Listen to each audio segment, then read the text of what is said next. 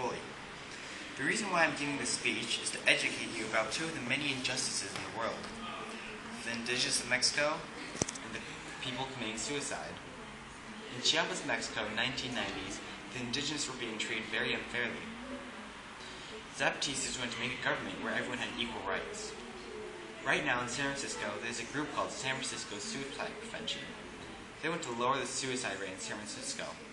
In this speech, I'll be explaining the injustices each movement is trying to stop, their strategies, and the qualities they need to succeed. Both the Zapatista movement and San Francisco Suicide Prevention are fighting for people who didn't need to die, but died because of their living conditions. The Zapatistas were fighting for the indigenous of Chiapas to have equal rights, where only 58% of indigenous households had running water, and there was only one doctor for every 1,000 people. In San Francisco, 100 people were committing suicide every year. San Francisco Suicide Prevention is trying to change that rate to zero. A highly effective strategy is mobilize and gain allies. This is when you spread the knowledge about your movement. This strategy was used by the Zapatistas when they were protesting. By gaining allies, it made their protests more noticeable. This strategy was also used by San Francisco Suicide Prevention. They go to schools and health conventions to teach people about the warning signs of suicide and how they could spot them in people around them. Another strategy that is highly effective is providing a better alternative. The Zapatistas used this strategy in 2003.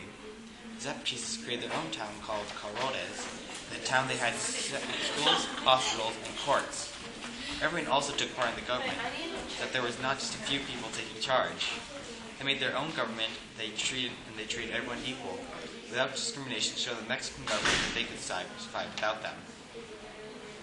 4 qualities that are very helpful to succeed in this social movement are generosity, bravery, speaking skills, and popularity.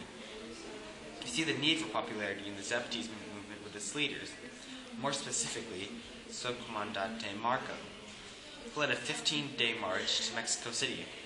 On the way, people cheered and honked their horns to encourage the movement. People were even selling dolls of him and t-shirts with his face on them. This encouragement made the government notice them better. We thus see the need for bravery in suicide prevention when they tell people personal stories.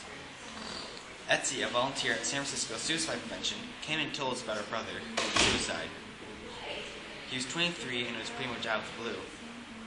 Being able to talk about a loved one who has passed away in those circumstances requires a large amount of bravery. She then said, "A lot of people came to me about their suicidal thoughts. To be able to talk to people about their struggles after her brother died is a very difficult thing to do. Everyone has special qualities that affects them. Sometimes those qualities make a leader. A quality of leadership is to have public speaking. It may take me a while to think about what I am going to say. When I do, I say it strongly and proudly. Through this project, I have learned about people being oppressed, people dying, and how people change things for the better to help. This has made me realize that people can create change if change is needed. We don't have to sit and help things get better. We can make them happen ourselves."